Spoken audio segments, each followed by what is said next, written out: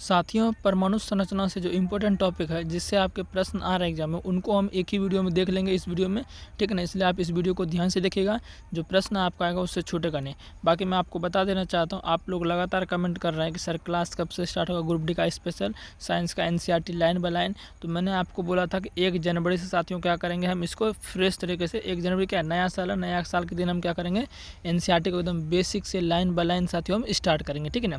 तो इसलिए आप इस बात से निश्चिंत रहिए कि क्लास हम आपको स्टार्ट करेंगे, जो बोले हैं वो आपके लिए करेंगे, ठीक है ना।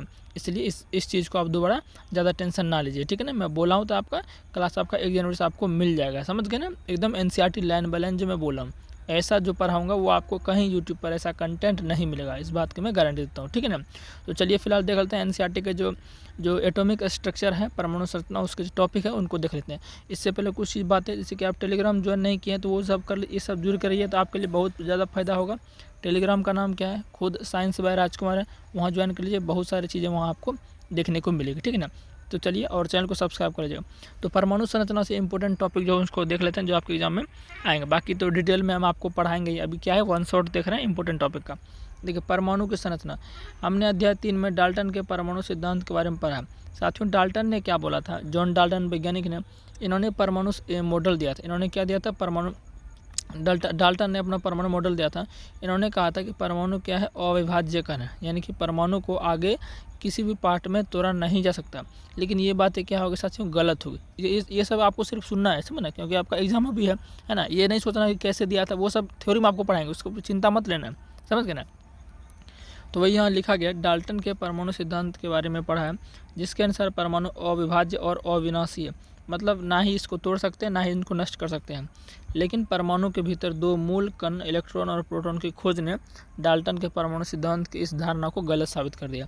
सीधी सी बात है, डाल्टन ने बोला था कि परमाणु इतना छोटा है ना, इससे छोटा कोई और चीज़ हो ही नहीं सकता। लेकिन परमाणु से भी छोटा होता है, यानी परमाणु के अंदर ही होते हैं कुछ उप परमाणु, जिन्हें इलेक्ट्रॉन, प्रोटॉन और न्यूट्रॉन कहते हैं। धीरे धीरे जब इनकी खोज हुई तो डाल्टन के परमाणु सिद्धांत को गलत साबित होने लगा, ठीक है ना। तो इस सिद्धांत की धारणा को गलत साबित कर दिया गया।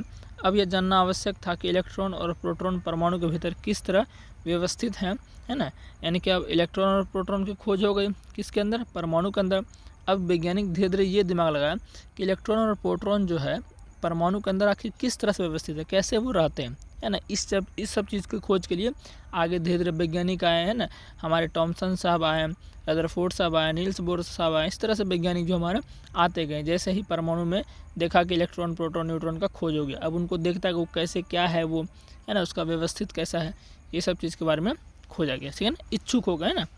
आगे पढ़ते हैं।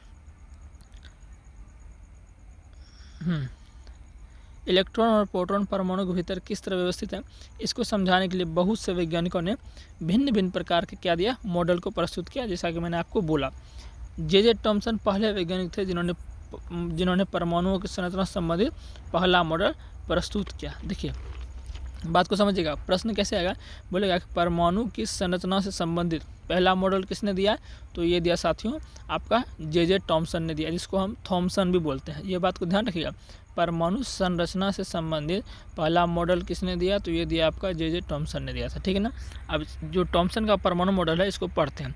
देखिए, प्रश्न पता है कैसे आएगा, प्रश्न आपका आएगा, बोलेगा निम्नलिखित में से कौन सा टॉमसन के मॉडल के बारे में सही है या गलत है। अब जिसको याद रहेगा वही ना बना पाएगा, इसलिए बोल रहा हूँ मैं, इस चीज़ को ध्यान रखिएगा। साथियों, जो टॉमसन जो था, इन्होंने जो है अपना एक मॉडल दिया, जिसको हम तरबूज का मॉडल भी कहते हैं। क्या कहते हैं, तरबूज का मॉडल भी कहते हैं। किसको, टॉमसन के मॉडल क्या कहते हैं, तरबूज का मॉडल भी कहते हैं, ठीक है ना। कि अब ये क्यों इसको तरबूज का मॉडल कहते हैं, सारी बातें आपको हम बताते हैं, ठीक है ना। साथियों, अब थोड़ा पढ़ देते हैं आपको। टॉमसन ने परमाणुओं की संरचना से संबंधित एक मॉडल प्रस्तुत किया, जो कि बोल दिया मैंने, जो क्रिसमस केक की तरह था। जो थोड़ा पढ़ लेते हैं फिर आप धुनिया। इन्होंने जो मॉडल दिया वो कैसा दिखता था, क्रिसमस केक की तरह इनका मॉडल था। यानी कि इन्होंने जो मॉडल दिया, इसकी तुलना इन्होंने क्रिसमस का केक होता उससे की। अब कैसे क्या, बताएंगे। इनके अनुसार परमाणु एक धनावेशित गोला था। टॉमसन बोला कि जो परमाणु होता है ना, वो क्या होता है, धनावेशित गोला होता है। तो देखिए, यही सब प्रश्न आपका आएगा, बोलेगा कि टॉमसन के बारे में कौन सा सही है। तो टॉमसन क्या क्या बोला है कि परमाणु जो है एक क्या है, धनावेशित गोला है, जिसमें क्या है, इलेक्ट्रॉन धसे रहते हैं। इन्होंने ये बोला था। जिसमें इलेक्ट्रॉन क्रिसमस केक में लगे सूखे मेवों की तरह थे। तरबूज का उदाहरण भी ले सकते हैं, यानी कि तरबूज का उदाहरण भी, तरबूज का मॉडल भी, जिसके अनुसार परमाणु में धन आवेश तरबूज के खाने वाले यंत्र पढ़ते हैं। सब बताएंगे आपको, ठीक है, इसको पढ़ लीजिए। कहाँ गया? हाँ, खाने वाले आगे नहीं है क्या? अच्छा, इतना ही तक है। अब इसको हम इधर पढ़ते हैं ना, इधर पढ़ते हैं ना। थॉमसन ने प्रस्तुत किया, यहाँ देखते हैं, थॉमसन ने प्रस्तुत किया कि परमाणु क्या होते हैं, धनावेशित गोलों का बना होता है और इलेक्ट्रॉन उसमें धसे होते हैं। यानी साथियों थॉमसन ने क्या बोला कि परमाणु धनावेशित गोला का बना होता है और उसमें इलेक्ट्रॉन धसे होते हैं। जैसे मैं आपको अब समझाना चाहता हूँ थोड़ा इस तरह से। जैसे हम परमाणु यहाँ पर बनाते हैं, यहाँ क्या करते हैं, ये हम बना दिए परमाणु। क्या बना सकते हैं? परमाणु बना। इन्होंने बोला कि इलेक्ट्रॉन साथियों उसमें क्या होता है, धसे रहते हैं और परमाणु चारों ओर क्या होता है, जो परमाणु का धनावेशित भाग जो है वो क्या आपका है साथियों, चारों ओर फैले रहते हैं। तो हम कह सकते हैं कि परमाणु, इन्होंने क्या बोला, परमाणु क्या हमारा धनावेशित भाग है, परमाणु क्या हमारा धनावेशित भाग है। तो परमाणु जो आपका है इसमें क्या है, सभी जगह धनावेशित होते हैं। क्या साथियों, धनावेशित होते हैं, समझ गए? ये अब क्या धनावेशित है। और इसके अंदर साथियों जो है, इसके अंदर जो हम दूसरा कलर से कर देते हैं, लाल कलर से, इसके अंदर इलेक्ट्रॉन धसे होते हैं। इसके अंदर क्या होता है, इलेक्ट्रॉन धसते हैं। यानी कि अगर हम इसको अच्छे से बनाएं, अगर हम इसको अच्छे से बनाएं कुछ इस तरह से, ये आपका परमाणु गोल हो गया है ना, इसमें क्या होगा, सभी जगह क्या होगा, धनावेशित होगा, सभी जगह क्या होगा, धनावेशित होगा, है ना। और इसमें क्या होंगे, इलेक्ट्रॉन धसे हुए होंगे, इलेक्ट्रॉन बनने से धसे होंगे। ये किसने कहा था? ये कहा था आपका डाल्टन ने, सॉरी थॉमसन ने कहा था। तो बोलेगा किसने कहा था कि परमाणु एक धनावेशित गोला है और इलेक्ट्रॉन उसमें क्या होते हैं, धसे रहते हैं। तो ये कहा था, किसने कहा था? आपका थॉमसन ने कहा था। बात ध्यान रखिएगा और आगे बढ़ते हैं। और ये यहाँ पॉइंट क्या कह रहा है ये, फिर ये पॉइंट कह रहा है ऋणात्मक और धनात्मक आवेश परिमाण में समान होते हैं, इसलिए परमाणु वैद्युत रूप से उदासीन होते हैं। कहने का मतलब साथियों इसका ये है कि जितना इसमें धनावेशित है ना, जैसे मान चलिए इसमें 10 गो धनावेशित है, कितना 10 गो धनावेशित है, तो 10 गो ऋणावेशित भी होता है। तो दोनों मिलकर क्या हो जाएगा, प्लस माइनस मिलेगा तो क्या है, न्यूट्रल हो जाएगा, उदासीन हो जाएगा। तो इसलिए थॉमसन ने कहा कि परमाणु जो है ना विद्युतीय रूप से उदासीन होते हैं। भाई प्लस चार्ज माइनस चार्ज जाएगा, सिंपल सी बात है, वो क्या होगा, उदासीन हो जाएगा। समान संख्या में आवेश अगर है तो क्या होगा, उदासीन बोलते हैं उसको ना। तो परमाणु विद्युतीय रूप से क्या होता साथियों, उदासीन होते हैं। ये बात किसने कही थी? ये बात कही थी थॉमसन ने। थॉमसन को थॉमसन कहते हैं या जे समझ सकते हैं। तो इतना बात जो बोले आपको समझ आया? क्या क्या बोले हम बोले आपको कि थॉमसन ने कौन सा, अच्छा तरबूज वाला भी समझा देते हैं। इसको तरबूज का मॉडल क्यों कहते हैं? देखिए तरबूज जब खाते होंगे, तरबूज जब कहीं काटे होंगे, तो तरबूज में क्या दिखता है आपको? तरबूज में क्या दिखता है? तो बोलेगा सर तरबूज में सब जगह लाल लाल दिखता है। तरबूज में क्या दिखता है? सब जगह लाल लाल दिखता है। और उसमें क्या दिखता है? उसमें बीज, जो काला बीज होता है, काला बीज हम आपको बना देते हैं। जो खाने वाला भाग होता है वो लाल होता है और जो बीज होता है काला वाला वो क्या होता है, धसा रहता है। बीज क्या होता है, ये बीज काला वाला, ये धसा रहता है। तो यही तो बोला है ना। तो ये क्या बोला है? थॉमसन बोला कि धनावेशित भाग जो है वो चारों ओर फैले रहते हैं और इलेक्ट्रॉन उसमें धसा रहता है। तो यहाँ पर आप समझ लीजिए कि जो बीज है तरबूज में, जो बीज है वो आपका इलेक्ट्रॉन हो गया, वो धसा है, और जो लाल लाल खाने वाला भाग है वो साथियों क्या होता है, फैला रहता है। तो इसलिए ये अपना तुलना जो है, जो परमाणु संरचना से संबंधित थॉमसन ने जो मॉडल दिया, ये अपना तुलना किससे किया? तरबूज के मॉडल से। बात समझ में आया? और इससे किसने किया था? क्रिसमस के केक। साथियों केक जो होता है, केक में भी तो वही होता है ना। केक क्या मान लीजिए, केक आपका ये गोल है, केक आपका ये साथियों क्या है, गोल है। तो केक में भी तो वही होता है ना कि सब जगह चारों ओर क्या होता है, खाने वाला भाग होता है और उसके ऊपर क्या होता है, कुछ ऐसे कह सकते हैं कि कुछ मेवा जो होता है, मेवा समझते हैं ना। अरे मेवा मतलब ड्राई फ्रूट, वो क्या होता है, धसे रहते हैं, केक में नहीं होता है। तो वो जो मेवा धसा है वो इलेक्ट्रॉन हो गया और चारों ओर जो फैला है खाने वाला भाग वो धनावेशित हो गया, धनावेशित पार्ट हो गया। तो इसलिए इन्होंने जो है थॉमसन ने अपने मॉडल को क्या बोलते हैं, तरबूज के मॉडल से तुलना किया और किशमिश के जो केक होता है उससे तुलना किया। किसने? थॉमसन ने। बात क्लियर हुआ ना? चलिए आगे यहाँ पढ़ते हैं। आगे कुछ देखिए पॉइंट है। यद्यपि थॉमसन के मॉडल से परमाणु के उदासीन होने की व्याख्या हो गई, किंतु दूसरे वैज्ञानिकों द्वारा किए गए प्रयोग के परिणामों को इस मॉडल द्वारा समझाया नहीं जा सका, जैसा कि हम आगे देखेंगे। यानी कि थॉमसन का मॉडल ये बता दिया कि जो परमाणु है विद्युतीय रूप से क्या है, उदासीन है, किंतु दूसरे वैज्ञानिकों द्वारा किए गए प्रयोग परिणाम को इस मॉडल के द्वारा समझाया नहीं जा सका। मतलब दूसरा वैज्ञानिक जो प्रयोग किया उससे इसका कुछ अलग निष्कर्ष निकला था। ठीक है, तो इसको हम क्या पढ़ेंगे, आगे पढ़ेंगे। तो थॉमसन के परमाणु मॉडल से एक भी प्रश्न अगर आएगा ना तो आपको नहीं छोड़ना है। जो जो पॉइंट हमने बताया है बस वही पॉइंट आएगा, है ना। इसमें आपको क्या रखना है, एकदम याद रखना। ठीक है, चलिए और कुछ यहाँ एक ये याद ध्यान रखिए। ठीक है, ये पूछ देगा, एनसीईआरटी का पॉइंट है। ब्रिटिश भौतिक शास्त्री जे थॉमसन, ये क्या कहाँ के थे, ब्रिटिश के थे। जन्म 18 दिसंबर 1856, जन्म सब याद नहीं रखना है।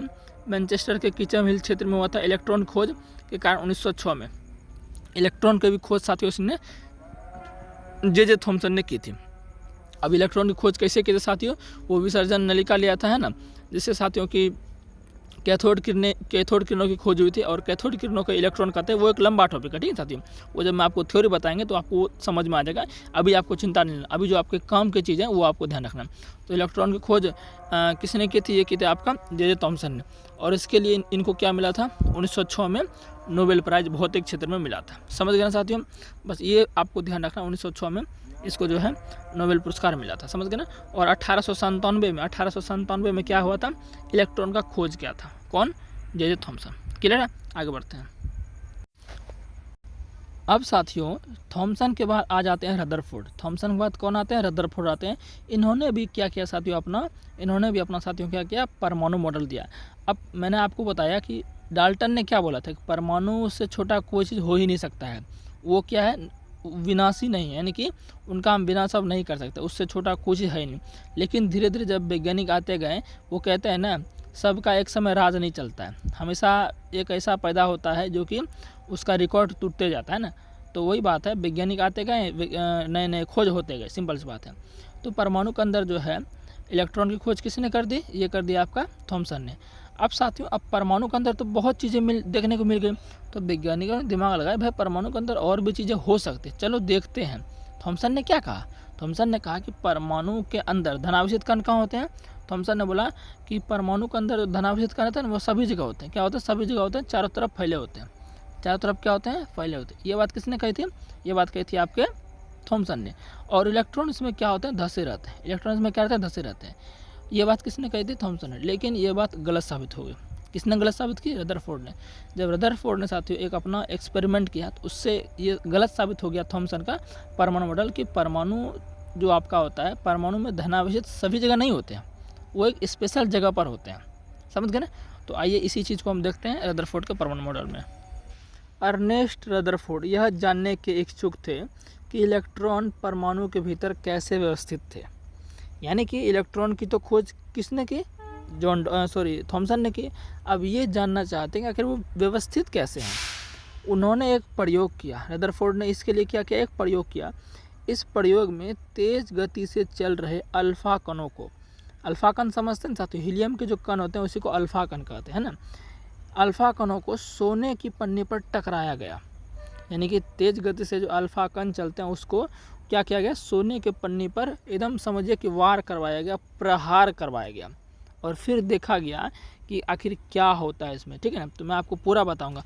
चलिए पहले हम क्या करते हैं साथियों, इसको हम एक्सपेरिमेंट से ही समझ लेते हैं। देखिए यहाँ पर साथियों दिया गया है इन्होंने, है ना, यहाँ पर देखिए, इसको समझते हैं, फिर पूरा उसका क्या क्या निष्कर्ष निकला है इस एक्सपेरिमेंट से उनको हम देखेंगे। ठीक है ना। तो यहाँ पर देखिए जरा आप कि ये देखिए एक चित्र दिया गया, इसके माध्यम से हम समझेंगे पूरा चित्र के। ठीक है ना। देखिए ये जो गोल गोल दिख रहा है आपका, ये क्या है, सोने का परमाणु है। जो गोल गोल दिख रहा है इसमें, ये जो गोल गोल दिख रहा है क्या साथियों, सोने का परमाणु है। सोने का क्या साथियों, परमाणु। सोना समझते हैं ना, Au, सोना क्या होता है, Au, इसको गोल्ड बोलते हैं। तो साथियों सोना का पतला परत लिया गया। सोना क्या लिया, पतला परत लिया। इसको हम एक्सपेरिमेंट एनिमेशन के माध्यम से भी देखेंगे, पहले इसमें देख लेते हैं। ठीक है ना। सोने का पतला परत लिया गया और इसमें ये जो आपको दिख रहा है, ये देखिए अल्फा कण। अल्फा कण साथियों ये होता है, इस पर क्या होता है, 2 पॉजिटिव होता है। क्या 2 पॉजिटिव, या हीलियम के कण भी आप बोल सकते हैं, है ना, क्योंकि हीलियम का द्रव्यमान कितना होता है, तो बोलेगा 4 होता है। तो अल्फा पार्टिकल्स भी वही होते हैं। तो अल्फा कण का क्या किया गया, इस पर बमबारी कराया गया। किस पर, इस पर पूरा ये जो गोल गोल दिख रहा है इस पर बमबारी कराया गया। तो साथियों इस पर बमबारी कराने से क्या क्या निष्कर्ष निकला, देख सकते हैं आप कि अधिकतर किरणें जो है, अधिकतर अल्फा कण जो है एकदम सीधा चले गए हैं। अधिकतर अल्फा कण जो एकदम सीधा चलेगा, आप अगर नोटिस कर पा रहे हैं तो देखिए ध्यान से, अधिकतर अल्फा कण क्या साथियों, सीधा चलेगा।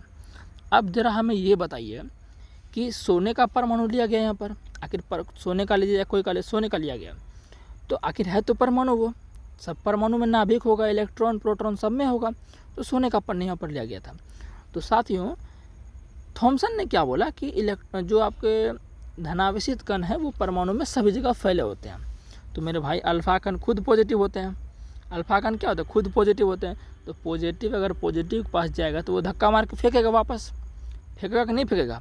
अरे मान चले आपके पास समान बराबर शक्ति है और आपका जो प्रतिद्वंदी है लड़ने वाला उसके पास भी समान शक्ति है, तो दोनों क्या होगा, दोनों जाएगा तो टकरा के दोनों बैक हटक जाएगा, नहीं पीछे खसक जाएगा। तो मेरे कहने का मतलब ये है कि अगर प्लस है तो प्लस वाला क्या करेगा, पीछे धक्का देगा, प्रतिकर्षण होगा। लेकिन यहाँ पर ऐसा नहीं होता है। ये अल्फा कण जब गया परमाणु से तो सीधा एकदम देखिए बहुत अधिकतर जो अल्फा कण है वो बाहर चले गए परमाणु के। इसका मतलब ये हो गया कि निष्कर्ष निकाला कि परमाणु का जो है ना अधिकतम भाग धनावेशित नहीं है। अगर धनावेशित रहता तो सारा अल्फा कण जो भेज रहा है ये वापस आ जाता टकरा के। तो इससे निष्कर्ष निकाला रदरफोर्ड ने कि परमाणु का अधिकतम भाग क्या है, खोखला है। परमाणु का अधिकतम भाग क्या साथियों, खोखला है। और कुछ ही किरण जो है एकदम वापस आ रहे हैं। जैसे आप यहाँ देखिए, मैं आपको दिखाता हूँ कहीं पर मिल जा जैसे कि इसमें तो नहीं दिया होगा। यहाँ पर देखिए ज़रा आप, यहाँ पर देखिए ये आपका अल्फा कण फेंका गया तो कुछ कण क्या हुआ, उल्टी दिशा में विक्षेपित हो, कुछ कण क्या हो गया, उल्टी दिशा में साथियों विक्षेपित हो गया। यानी कि केंद्र में अगर गया है ना, यानी कि जो उसका परमाणु का जो केंद्र में अगर गया है तो वहाँ से उसका क्या हुआ, विक्षेपण हुआ। तो यानी हम कह सकते हैं वहाँ पर जो है प्लस होगा, क्योंकि प्लस है तभी वहाँ पर से उसको वापस उठा के फेंका है। क्योंकि अल्फा किरण क्या होते हैं, प्लस चार्ज होता है इस पर, अल्फा कण क्या होता है, धनात्मक चार्ज होता है। तो धनात्मक पास जाएगा तो उसका प्रतिकर्षण होगा। तो कुछ किरण देखिए, ये किरण इनका विक्षेपण हुआ है ना, और भी दिखाएं, यानी बहुत कम किरणें जो है विक्षेपण हुआ। और जैसे कि ये देखिए, यहाँ पर देखिए एक मिनट से इधर देखिए विक्षेपण हुआ है ना। तो ये सब आपको बहुत कम दिख रहा होगा, ये सब आपको साथियों क्या बहुत कम से यहाँ पर दिया गया, तो ये कुछ इधर मुड़ गया, तो ये सब आपको बहुत कम, यानी कि विक्षेपण वाला बात साथियों बहुत कम हुआ और अधिकतर जो है एकदम सीधा निकल गया।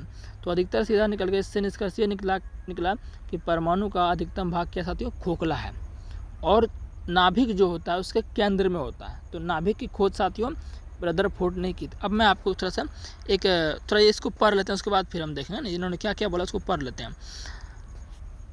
अल्फा कण, सबसे पहले इन्होंने इसको आपको क्या ध्यान रखना है, प्रश्न आएगा कि अल्फा कण का सोने के पन्ने पर प्रहार किसने करवाया था, तो ये करवाया था रदरफोर्ड ने।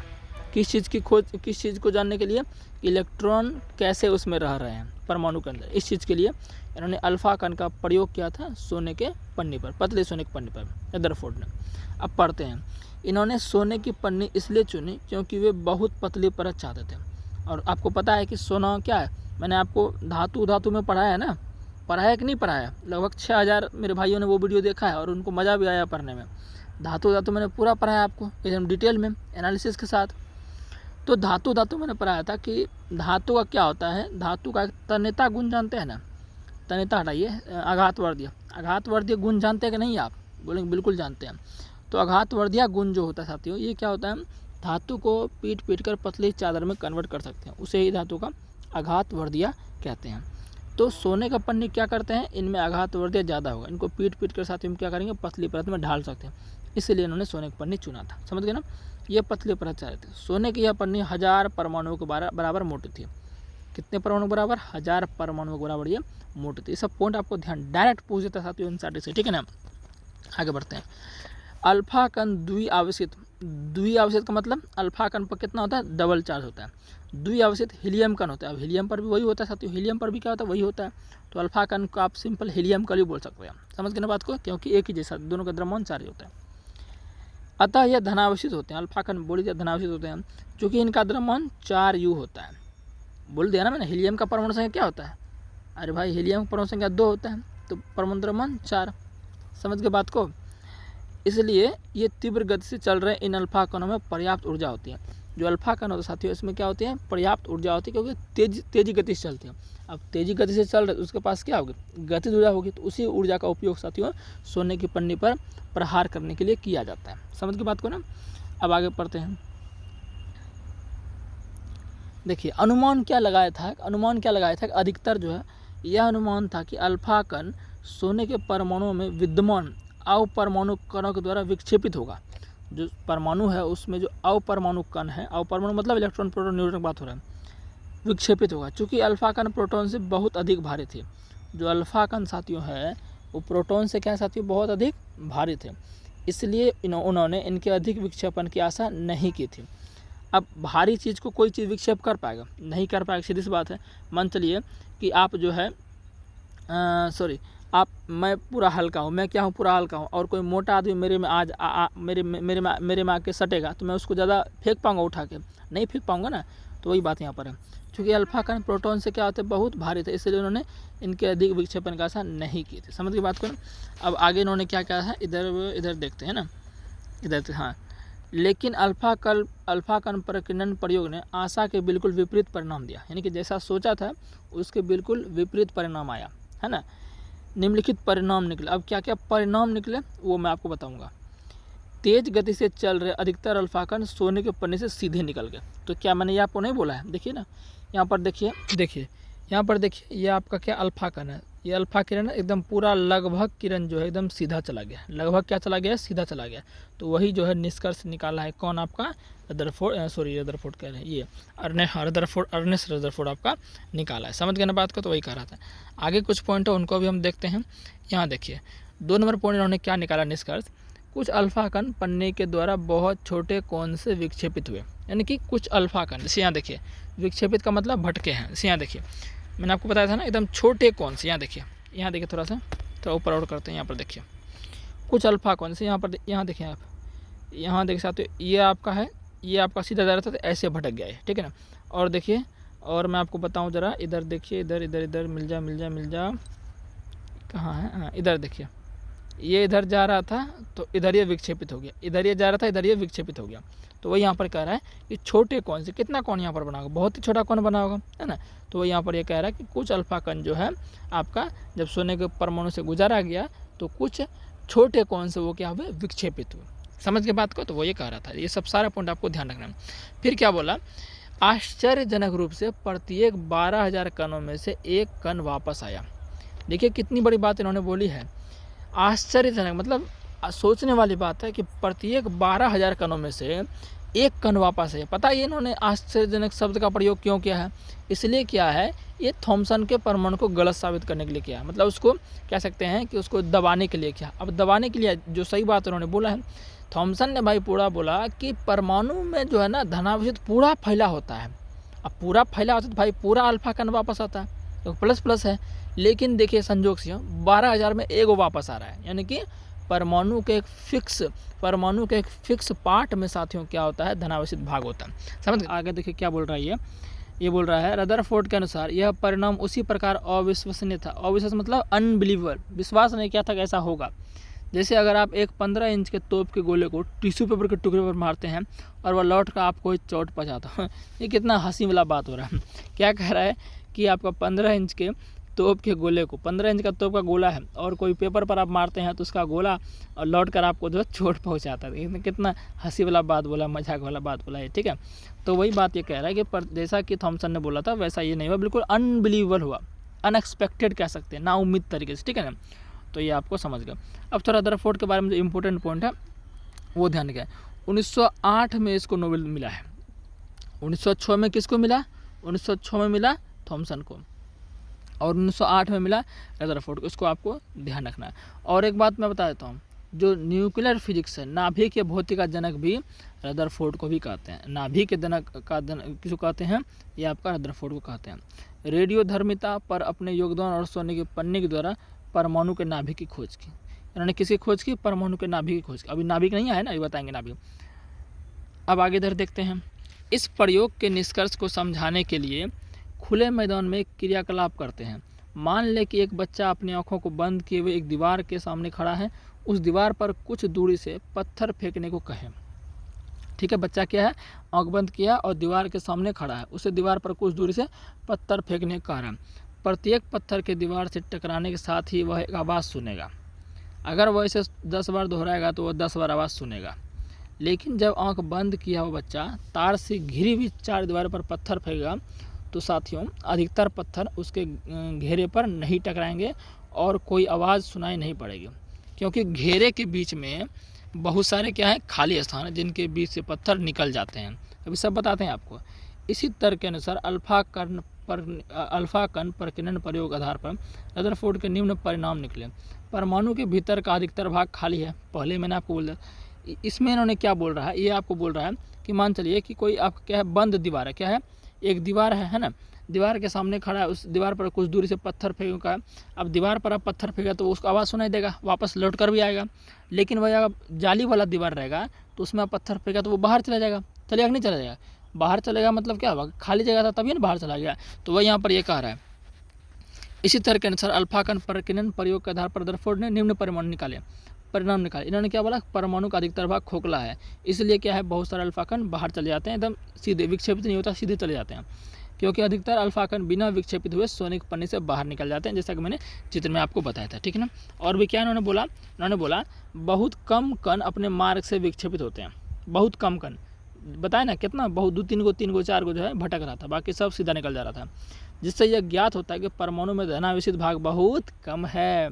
थॉमसन ने क्या बोला था, पूरे भागे में धनावेशित भाग फैला है, लेकिन ये बोला नहीं, सब जगह नहीं है। अगर सब जगह रहता तो सब जगह विक्षेपित होता, वापस लौटता, लेकिन ऐसा कहाँ हुआ, नहीं हुआ।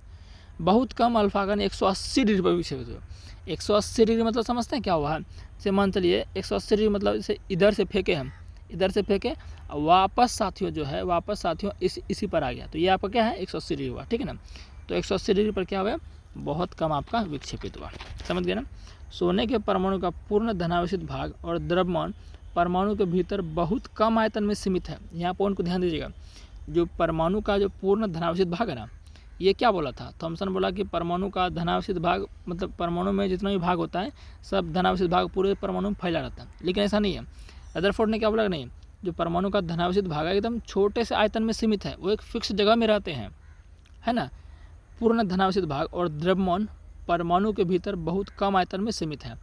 प्राप्त आंकड़ों के आधार पर उन्होंने यह निष्कर्ष निकाला कि नाभिक की त्रिज्या परमाणु की त्रिज्या से 10⁻5 गुना छोटी है। अब ये नाभिक मतलब क्या हुआ, वही जो साथियों जिसमें आपका क्या है, जिसमें आपका प्रोटॉन और न्यूट्रॉन अभी आपको देखने को मिलेगा आगे, जब न्यूट्रॉन की खोज होगी जेम्स चैडविक के द्वारा, तो उसमें पता चलता है कि न्यूट्रॉन भी क्या है साथियों, प्रोटॉन के साथ है नाभिक में। तो बहुत जो छोटा भाग जो होता है ना परमाणु के अंदर, जो सबसे छोटा भाग होता है साथियों, परमाणु का केंद्र धनावेशित होता है। यानी कि अब इन्होंने क्या बोला कि जो परमाणु में जो सारा द्रव्यमान जो होता है ना साथियों, परमाणु का द्रव्यमान जो होता है वो पूरा परमाणु के केंद्र में होता है, और उस केंद्र को नाम दिया इन्होंने नाभिक का, और यहीं से नाभिक की खोज हो जाती है रदरफोर्ड के द्वारा। समझ गए ना बात को। और अपने प्रयोगों के आधार पर रदरफोर्ड ने परमाणु का नाभिकीय मॉडल प्रस्तुत किया। तो नाभिकीय मॉडल बोले किसने दिया, तो सिंपल सी बात है रदरफोर्ड ने दिया, ठीक है ना। परमाणु का केंद्र धनावेशित होता है जिसे नाभिक कहा जाता है। एक परमाणु का लगभग संपूर्ण द्रव्यमान नाभिक में होता है। कहाँ होता है, नाभिक में होता है, समझ गए ना बात को। अब इलेक्ट्रॉन के बारे में उन्होंने क्या बोला कि इलेक्ट्रॉन नाभिक के चारों ओर वर्तुलाकार यानी कि सर्कुलर पाथ में चक्कर काटते हैं। क्या काटते हैं, चक्कर काटते हैं। किसने कहा था, ये कहा था आपका। अच्छा, यहाँ पर ये नहीं बोल रहा कि फिक्स कक्षा में चक्कर काटता है, ये सिंपल बोल रहा है कि इलेक्ट्रॉन जो है नाभिक के चारों ओर चक्कर काटते हैं, और ये नहीं बोल रहा कि किस कक्षा में चक्कर काटता है, कैसे चक्कर काटता, इन्होंने नहीं बोला, सिर्फ बोला है वर्तुलाकार मार्ग में, वृत्ताकार मार्ग में बोला है, समझ गए ना। नाभिक का आकार परमाणु के आकार की तुलना में काफ़ी कम होता है, यानी कि नाभिक का आकार जो है परमाणु से छोटा। सीधी सी बात है भाई, सीधी सी बात है, ये परमाणु और परमाणु के अंदर क्या होता है, नाभिक होता है। जब परमाणु के अंदर नाभिक है तो परमाणु बड़ा होगा नाभिक से, सिंपल सी बात है ना। और कितना होता है, त्रिज्या 10⁻5 गुना छोटी होती है। नाभिक की त्रिज्या परमाणु की त्रिज्या से कितना छोटी, आपका 10⁻5 गुनी छोटी होती है, समझ के बात को। तो ये आपका क्या था, ये आपका साथियों था रदरफोर्ड का परमाणु मॉडल। अब इसमें भी कमियां हैं, ऐसा नहीं कि थॉमसन बोला खाली ओकरे कमी था परमाणु मॉडल में, रदरफोर्ड के परमाणु मॉडल में भी कमी था, समझ गए ना। तो रदरफोर्ड का जो कमी आया साथियों, इन्होंने इसकी कमी क्या थी, मैं आपको बोल दिया कि इन्होंने क्या बोला, वर्तुलाकार मार्ग में चक्रण करते हुए इलेक्ट्रॉन का अस्थायी हो पाना संभावित नहीं है। कोई भी आवेशित कण गोलाकार कक्ष में त्वरित होगा। अब इलेक्ट्रॉन क्या है, आवेशित है ना, इलेक्ट्रॉन पर माइनस चार्ज है। तो जैसे मान चलिए ये हमारा, एक मिनट ध्यान देखिएगा, ये मान चलिए आपका क्या है, ये आपका परमाणु है, इसके अंदर क्या नाभिक है, और इसके अंदर क्या नाभिक है, और हम कक्षा बना, मान चलिए ये कक्षा हो गया आपका ना। तो मान लेते हैं इसमें, इसके अंदर क्या है, प्रोटॉन और न्यूट्रॉन है, समझ गए ना। तो इलेक्ट्रॉन, ये आपका इलेक्ट्रॉन इसके अंदर क्या करेगा, चक्कर काटेगा, ये वृत्ताकार मार्ग में चक्कर काटेगा इलेक्ट्रॉन। तो गोलाकार मार्ग में अगर चक्कर काटेगा कोई आवेशित कण तो वो क्या होता है, त्वरित होता है, और त्वरित होने से क्या होता है, ऊर्जा का लॉस होता है, यानी कि विकिरित होता है, विकिरण उससे बाहर निकलता है। समझ गए बात को ना। ये इस चीज़ के बारे में जो है रदरफोर्ड ने कुछ नहीं बोला। अब जब विकिरित होगा साथियों तो ये क्या होगा, इलेक्ट्रॉन का ऊर्जा कम हो जाएगा, यहाँ ऊर्जा कम हो जाएगा क्योंकि ये गति कर रहा लगातार, ऊर्जा कम होगा तो ये क्या होगा साथियों, एक समय ऐसा आएगा प्रोटॉन इलेक्ट्रॉन को आकर्षित कर लेगा, अपने और खींच लेगा। इससे क्या होगा, परमाणु तो नष्ट हो सकता है क्योंकि इलेक्ट्रॉन प्रोटॉन के पास आ जाएगा, परमाणु नष्ट हो सकता है। लेकिन हमें पता है कि परमाणु का अस्तित्व तो होता है ना, तो इस चीज़ को नहीं समझा पाए थे रदरफोर्ड, ठीक है ना। तो चलिए वही यहाँ पर ये लिखा है, वर्तुलाकार मार्ग में चक्रण करते हुए इलेक्ट्रॉन का अस्थायी हो पाना संभावित नहीं है। कोई भी आवेशित कण गोलाकार कक्ष में त्वरित होगा, त्वरण के दौरान आवेशित कणों से ऊर्जा का विकिरण होगा, यानी कि ऊर्जा का हरण होगा। इस प्रकार अस्थायी कक्ष में घूमता हुआ इलेक्ट्रॉन अपनी ऊर्जा विकिरित करेगा और नाभिक से टकरा देगा। मैंने आपको बोल दिया, अगर ऐसा होता तो परमाणु अस्थिर होता है, जबकि हम जानते हैं परमाणु अस्थायी होते हैं। समझ के बात को ना। तो इस चीज़ को समझा नहीं पाए थे रदरफोर्ड। अब आते हैं कौन, नील्स बोर। नील्स बोर क्या बोल रहे हैं, सिंपल सी बात है, ये रदरफोर्ड की कमियों को दूर करने आए हैं। थॉमसन की कमी को दूर किए रदरफोर्ड, और रदरफोर्ड की कमी को दूर करेंगे बोर, नील्स बोर। समझ गए ना। तो बोर ने भी क्या किया, अपना एक परमाणु मॉडल दे दिया। इन्होंने क्या बोला, रदरफोर्ड के मॉडल पर उठी आपत्तियों को दूर करने के लिए नील्स बोर ने परमाणु संरचना के बारे में कुछ बताया। इन्होंने क्या क्या बताया, इनको भी देख लेते हैं। अच्छा, नील्स बोर के बारे में इसके बारे में देखेंगे। इन्होंने क्या क्या प्रस्तुत की, इलेक्ट्रॉन केवल कुछ निश्चित कक्षाओं में ही चक्कर लगा सकते हैं, जिन्हें इलेक्ट्रॉन की विविक्त कक्षा, ऊर्जा स्तर या कक्षा कहते हैं। यानी कि इलेक्ट्रॉन जो साथियों है परमाणु में एक निश्चित कक्षा में चक्कर काटते हैं। लेकिन रदरफोर्ड क्या बोला था, सिंपल बोला कि इलेक्ट्रॉन नाभिक के चारों चक्कर काटते हैं वृत्ताकार रूप में। लेकिन यहाँ पर ये क्या बोल रहा है कि इलेक्ट्रॉन जो है, इलेक्ट्रॉन आपका परमाणु के अंदर क्या है, फिक्स कक्षा में चक्कर काटता है। उनका एक फिक्स कक्षा होता है जिसके लिए स्पेशल उसको ऊर्जा दिया जाता है उसमें गति करने के लिए। समझ गए ना। ये किसने कहा था, ये कहा था आपका नील्स बोर ने। फिक्स कक्षा आपको ध्यान रखना, निश्चित कक्षा। समझ गए ना। जब इलेक्ट्रॉन इस वियुक्त कक्षा में चक्कर लगाते हैं तो उनकी ऊर्जा का विकिरण नहीं होता है, क्योंकि उसको एक तरह से ऊर्जा दिया जाता है। समझ गए ना बात को। तो ये बात किसने कहा था, नील्स बोर ने कहा था। नील्स बोर के बारे में ध्यान रखिएगा कि इसको 1922 में नोबेल दिया गया था, है ना। 1908 में किसको दिया गया, रदरफोर्ड को, 1906 में दिया गया थॉमसन को, और 22 में दिया गया नील्स बोर को। समझ गए साथियों। चलिए, और उन्होंने कुछ किताबें लिखी हैं जो कि आपको बहुत इंपॉर्टेंट याद रखना। The theory of spectra and atomic constitution, the theory of spectra and atomic constitution. फिर एटॉमिक थ्योरी, परमाणु सिद्धांत किसने लिखा है, परमाणु सिद्धांत नामक बुक, ये लिखा आपका नील्स बोर ने। और आपका the description of nature, the description of nature, ये भी आपका किसने लिखा है, ये लिखा है आपका नील्स बोर ने। समझ गए ना। तो ये देखिए, ये आपका देख सकते हैं कक्षा के बारे में उन्होंने बताया है ना। ये आपका क्या है, कक्षा है ना। ये एक कक्षा, दो कक्षा, तीन कक्षा और ये 4 कक्षा, और बीच में हमारा क्या है, ये काला वाला नाभिक है ना। इन चारों कक्षा को इन्होंने जो है KLMN नाम दिया, KLMN से सूचित किया। समझ गए ना। और इस कक्षा को साथियों हम क्या कहते हैं, इस कक्षा को ऊर्जा स्तर भी कहते हैं। क्या कहते हैं, ऊर्जा स्तर भी कहते हैं। समझ गए ना। तो इसीलिए इन्होंने जो दिया, यहाँ पर देख सकते हैं। यहाँ के का मतलब क्या साथियों, के का मतलब है के का मतलब 1 है, और एल का मतलब 2 है, एम का मतलब 3 है, एन का मतलब 4 है। अब किसी भी कक्षा में अधिकतम इलेक्ट्रॉन संख्या निकाल सकते हैं 2n² से। क्या निकाल सकते हैं, 2n² से।